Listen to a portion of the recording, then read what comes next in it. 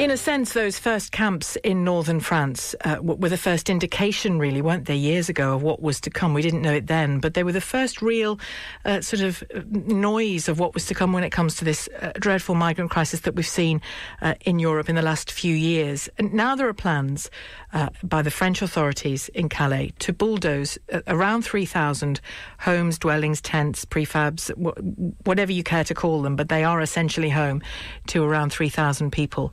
And there are plans to bulldoze them. An organisation called Help Refugees UK, it's just one of a number of groups helping out there, but has also called on the government not just to try to stop the bulldozing, but to intervene when it comes to the 400 or more children who live there, many of whom are unaccompanied or trying to reach relatives here in the UK. Do you support what they want? Do you support the idea that the British government should try to stop the bulldozing, at least get some kind of stay of execution on the bulldozing, and intervene more actively, more quickly to get those children, those unaccompanied children who are making their way, hopefully to the UK, to family that they have here? Would you support the British government acting more rigorously and more quickly on that? 0345 6060 973 is the number to call. Text 84850 or tweet at LBC. Now, in a series of special reports here on LBC, senior reporter Tom Swarbrick is at the jungle camp in Calais, or has been, home to around 6,500 migrants. So let's just say about half facing that bulldozing I mentioned. Many are terrified of that happening to their homes, including the migrants and the aid workers from the Women's and Children's Centre. Have a listen to what they told Tom. Hi, Cash, nice to meet you. How are you doing? My real name's Advia. Advia, hi. And Philli. Philli, nice to meet you. I'm Tom, hello. Can you tell us where we are, what we're standing next to? We are next to the Women and Children's Centre at the camp in Calais. And this is a sort of yellow and red big tent which has got snow on it and doesn't look particularly stable, but is quite big and filling up quite quickly with women and children. Yes, this is actually the only place in the Calais camp where women's distributions are held. So anything into whether it's be clothes or baby clothes or baby milk, nappies, baby wipes, all those kind of things. This is the one place where you can actually get any of those things. So it's an absolutely essential service offered by the volunteers here. And this will form something that these women have to rely on, that they're never going to get anywhere else, and so something that they desperately value and need, and yet potentially might be knocked down. Yep, it'll be a great loss if it is gone. We have a large amounts of women and children accessing this unit, and everyone is very worried if they do lose it, so it can't go. How many women and children have you got here? There are over 400 women who use the facility to get everything that they need, and then well over 500 children in the camp of varying ages. It's more particularly for the younger ones, the babies, who obviously need huge amounts of products and food and things like that. So those are the groups who mostly use this centre. So on the most recent figures of numbers in the camps, it sounds like from what you're saying about 1 in 12 is a child. That sounds about right. I can't do the maths that quickly in my head. But there are a lot of children. It changed a lot since the beginning of September when most of us first came here. Lots and lots and lots of children, including a huge number of between babies and 5-6 years old, and then hundreds of unaccompanied teenagers. So even from the ages of 10 to 18, hundreds who are looked after and kind of cared for by a really small number of volunteers like Advia, who's here every day, because they're here without parents. They don't have any support apart from that supplied by people like Advia, who work in the Women's Centre, who kind of have to be aware of what they need, where they are, medical needs, all of those things that a parent would otherwise be doing. There's no kind of structure or support offered from the state for those very vulnerable people at the moment.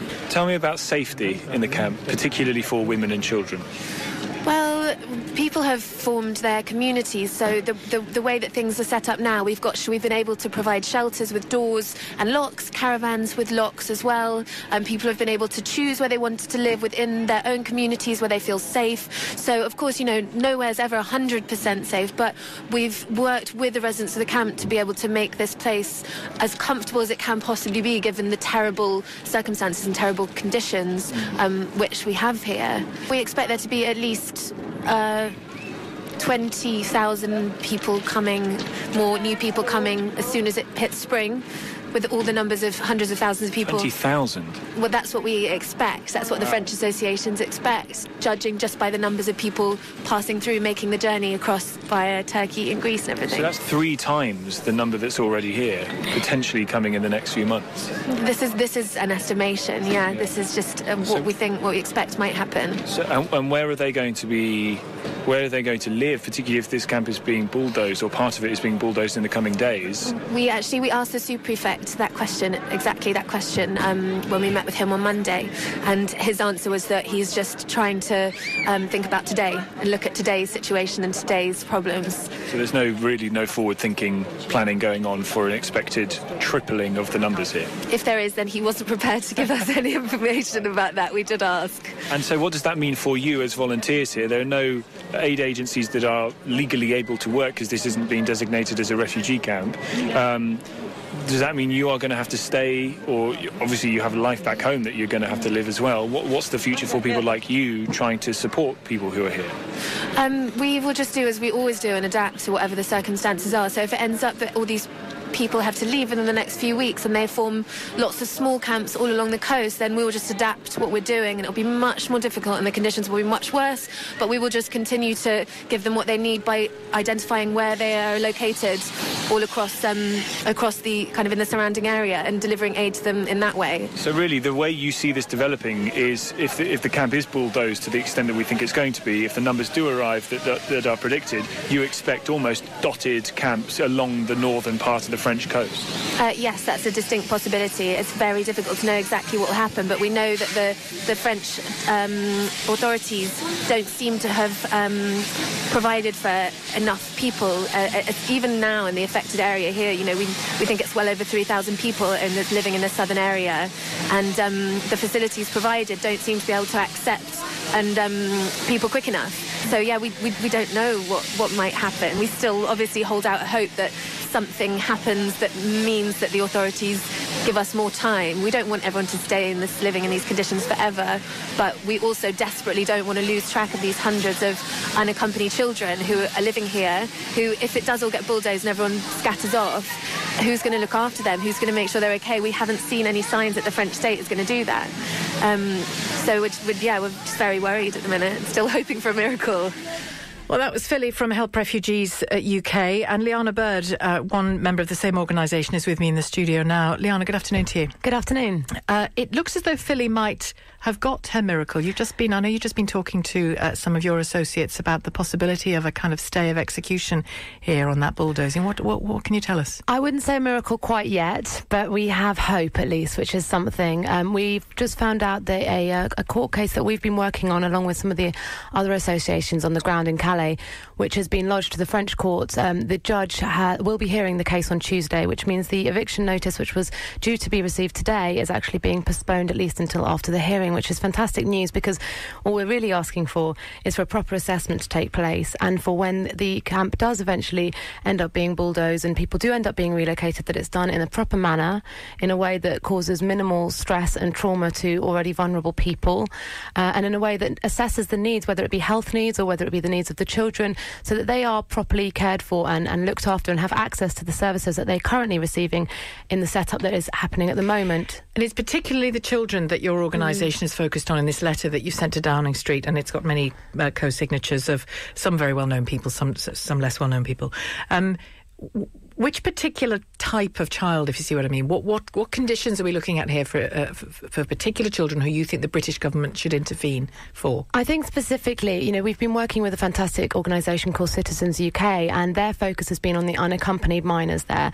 And that is, of course, a huge concern, an area of huge concern for us. Children who are there who don't have guardians, who don't have parents. That is one area. But in particular, where Britain is concerned, what's very important is for us to actually give these children their legal rights to reunite reunite with their family under the Dublin III regulation. They do have a right, if they have nuclear family here, and if they're especially on their own, to come here and to reunite with those family. And that's a process that will take a little bit of time, and we feel that Britain needs to expedite that process so that before we lose these children into the system and this sort of upheaval, the bulldozing that happens, let's remember 10,000 children have been lost and are reported missing in Europe at the moment. We don't want that to happen to the kids in Calais. And the question I'm asking LBC listeners this hour is, do you believe that Britain should intervene in this way? Do you believe that the camps should be allowed to remain, or do you accept that it cannot be a permanent state of affairs? Oh, absolutely. The conditions in Calais and in Dunkirk are absolutely horrific. They are, especially in Dunkirk. It was snowing there this week. It's -degrees. There are small children and babies living in tents there. We're not able to bring shelters. Is there less assistance to the people in Dunkirk? Absolutely. The aid there is blocked at the moment, so we have very limited windows where we can bring aid. It's terrible conditions. We do not want people to live in these conditions.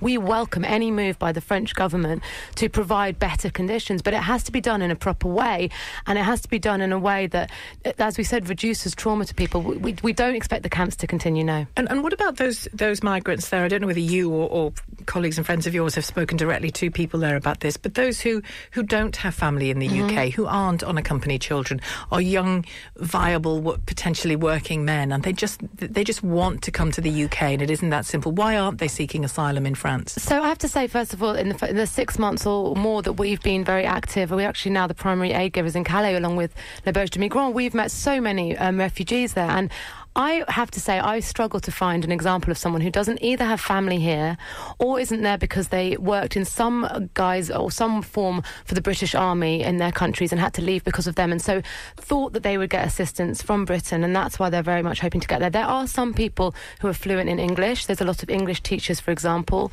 and they were hoping, of course, they don't speak any French. They were hoping to be able to come to a country which they're fluent in the language, where they could work and start a life. But I have to say the majority of the people that we've met, which is a lot, are trying to reunite with family here. Thank you, Lliana. Great to talk to you, Lliana Bird from Help Refugees UK. Do you believe that Britain should intervene in this way? As Lliana was telling us just a moment ago, they have got that brief, it looks as though they've got that brief hiatus, that pause in the plans to bulldoze those 3,000 homes, tents, dwellings, whatever you want to call them.